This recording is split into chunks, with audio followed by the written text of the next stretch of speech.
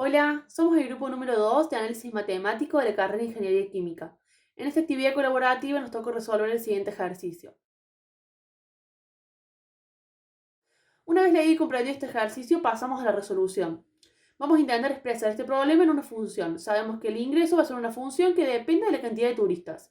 Indicamos el mínimo de turistas, que es 30, el precio del pasaje, que es 20, y que se reduce 0,5 por cada turista adicional. Por ende, podemos expresar el precio del pasaje como 20 menos 0,5 por x menos 30.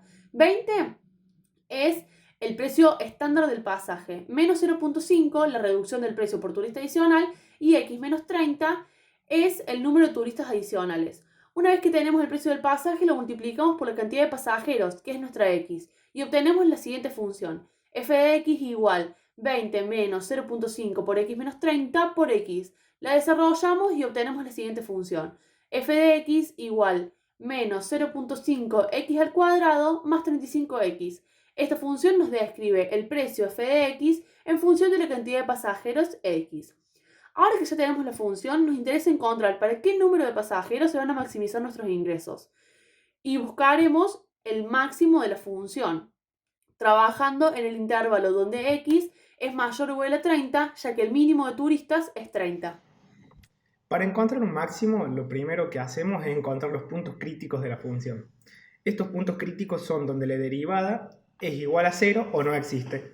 Al tener una función polinómica, se descarta la idea de que la primera derivada no exista porque es continua y derivable en todo su dominio. Por ende, procedemos a igualar la primera derivada a 0. La primera derivada de nuestra función es 35 menos x. Al igualarla a 0, obtenemos que x es igual a 35.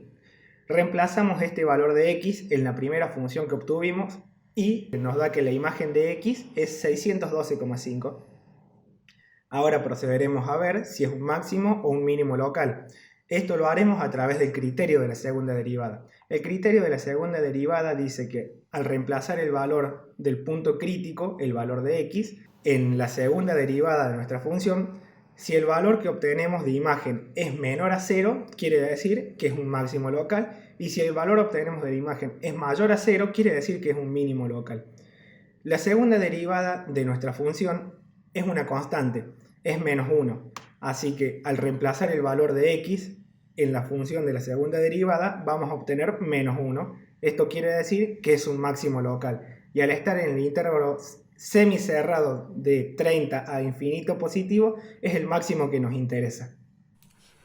Alternativamente, podríamos evaluar la primera derivada en puntos cercanos al punto 35. En este caso vamos a evaluar la derivada en el punto 34 y la primera derivada en el punto 36. La primera derivada en el punto 34 nos da resultado positivo y la primera derivada en el punto 36 nos da un resultado negativo. Esto quiere decir que la función antes del punto 35 es creciente y la función después del punto 35 es decreciente. Luego podemos concluir que el máximo absoluto de la función en el intervalo x mayor o igual a 30 va a ser 612,5. Por lo tanto, el número de turistas que debe llevar un autobús para maximizar los ingresos de su empresa es 35. Luego procedemos a proximizar la función por la linealización y por el polinomio de Taylor, con la fórmula de L de x igual f de a más f' de a por x menos a. Concluimos al desarrollar la fórmula que L de x es igual a 5x más 450. Después, viéndolo gráficamente, la traza verde es la función x y la traza azul es la de L de x. Luego, al ser la función original un polinomio de grado 2, su polinomio de Taylor de grado 2 será la misma función, por lo que no tiene sentido calcularlo. Podemos concluir que el método que mejor aproxima a la función es el polinomio de Taylor, que es exactamente la misma función que la original, pero no se toma en cuenta. Por ese mismo motivo, entonces pasaría a ser el mejor método de aproximación, la linealización. Bueno, ahora vamos a proceder a analizar la función en todo su dominio, es decir, sin las restricciones que habíamos puesto anteriormente. Para eso, primero vamos a determinar el dominio de la función, el cual es el de todos los números reales, debido a que es una función polinómica. Luego, buscamos las intersecciones en y y en x. Si las buscamos en y, vemos que haciendo el cálculo nos da que es el punto 0, 0. Luego buscamos las intersecciones en x y haciendo el cálculo de vuelta nos da que las intersecciones en el eje x son los puntos 0, 0, 70, 0. Luego vamos a evaluar si la función es par o impar. Si es par, se va a cumplir que función de x es igual a función de menos x para todos los valores de x.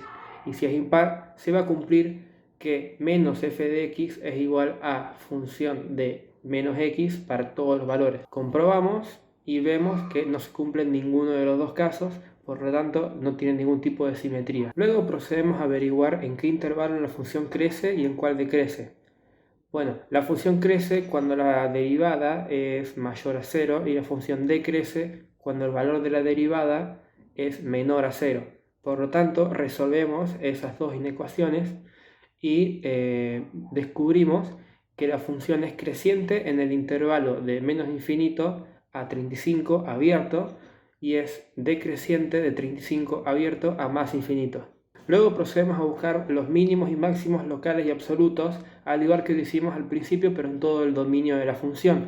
Para esto volvemos a hacer el mismo procedimiento de buscar los puntos críticos. Bueno, el único punto crítico que encontramos es 35.612,5. Como ya hemos comprobado anteriormente, ese número es un máximo local y ahora, por lo tanto, absoluto. Luego procedemos a analizar la concavidad de la función y si tiene puntos de inflexión.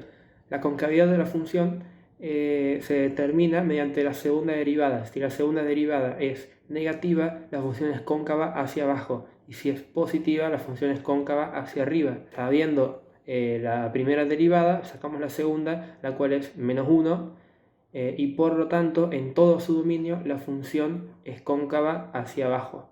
Con esto concluimos la actividad grupal que se nos fue asignada. Un saludo.